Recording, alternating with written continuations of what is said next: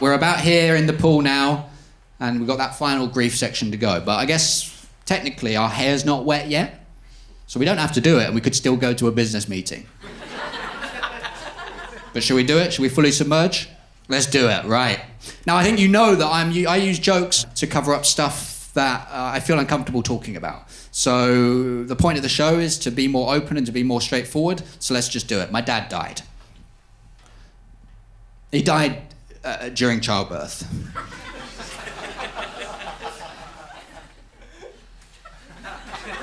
What was he doing?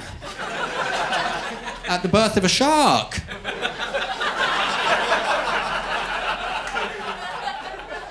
Okay, I think that's made it more awkward. Relax, it was alcoholism. Okay. All right, that's less awkward, isn't it? It's a fun liquid drug for legends. Lads! I see what I did, and that's on me. I introduced Shark Attack, which is everyone's greatest fear, right? But no one's scared of a big night out on the Prosecco, am I right?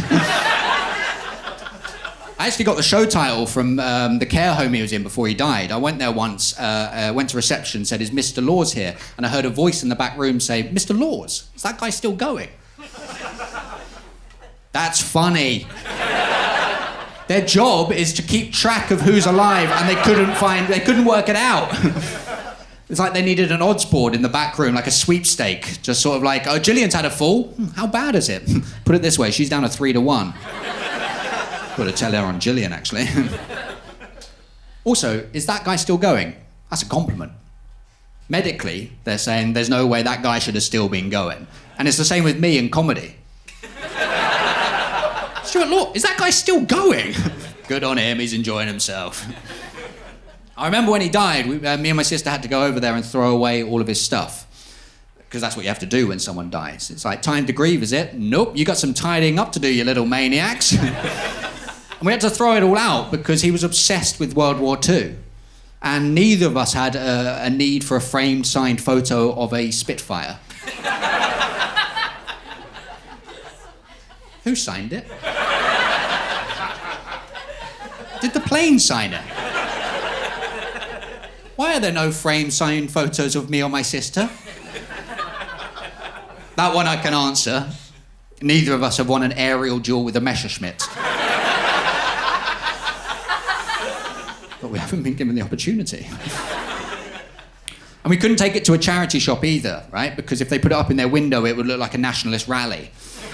So obsessed with a war that ended 2 years before he was born. I get it, boomers. I'm the same with the Falklands. And so we were going through just chucking stuff out, occasionally showing something to each other to be like, oh, do you want this? And it'd be like a VHS box set of like, the greatest war, now in colour, more visible blood. I don't want more visible blood. And then my sister showed me the George Harrison Cloud 9 album. It was playing as you were coming in, and I was like, yeah, great, I want that. I remember listening to it loads when we were kids in the back of the car. There's so many bangers on there, like Got My Mind Set on You, Just for Today, I Used to Be in the Beatles. And so I was like, yeah, well, I'll keep that. 3 hours later, we'd thrown everything out, and we were leaving that care home. Some carer was counting up their winnings.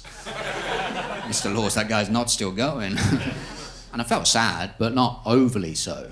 And as I got further away from it, I sort of understood it less. Let me explain.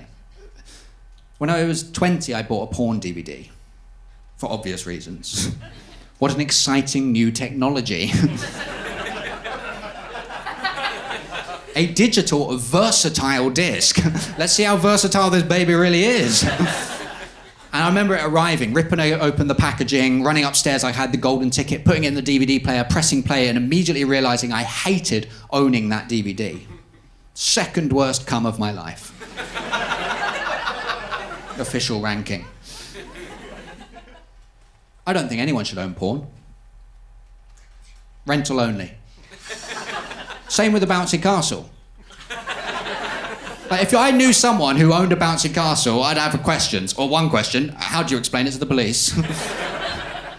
But I remember feeling like I wanted to throw that DVD away, but also being like, well, I've only just gotten it, so I can't do that yet. And then a few months passed, and I was like, oh, now's the time to throw it away. So I was like, can I put it in the family bin? No, that feels too close. the same time, I can't put it in a public bin. That feels too exposing. Like, what if a child finds it? Or even worse, a homeless person who doesn't have access to a DVD player. What a terrible tease. And so this adult DVD stayed in my room and lived large in my adult mind. And then time came to move house, and I was like, well, I can't get rid of it now, but I can't put it in any of the boxes. So you know what they say, keep your friends close, your enemies closer, and when you're moving house, your porn DVD in your inside pocket. I've moved house maybe 6-7 times since then.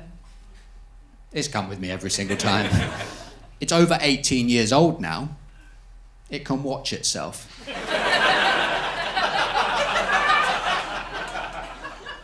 I've got it somewhere. I don't know exactly where it is, but every now and then I'll remember it and I'll be filled with a sense of sadness or dread or embarrassment.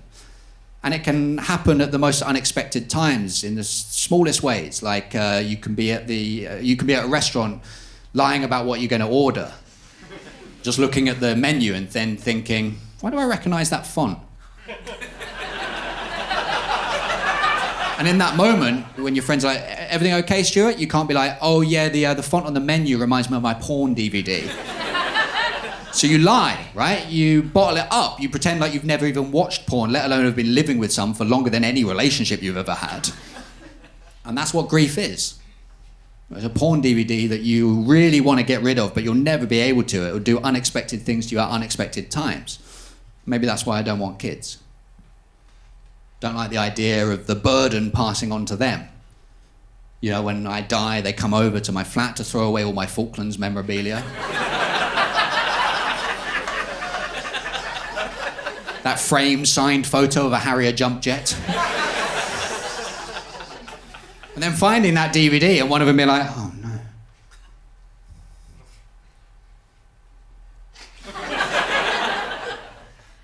Like a horny version of The Ring.